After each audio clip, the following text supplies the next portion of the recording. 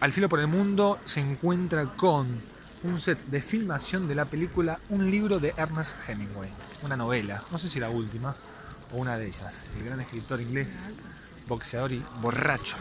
Lo hemos visto mucho en la película de Woody Allen, Midnight in Paris. Hi. Van a estar tocando acá, estoy buscando a mi amiga, la asistente de dirección, que el otro día me prometió laboro, pero non è certo, me parece. Piazza San Marco, totalmente vacía. Un saludo para Gabriel Omar Carbs o Adrián, el eléctrico número 1 de Londres.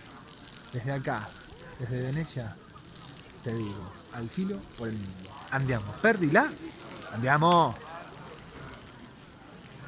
El latiguillo, ¿no? ¿De qué lado estás, chabón? Ahora te hago de la foto de... ¡Wow! ¡Yay!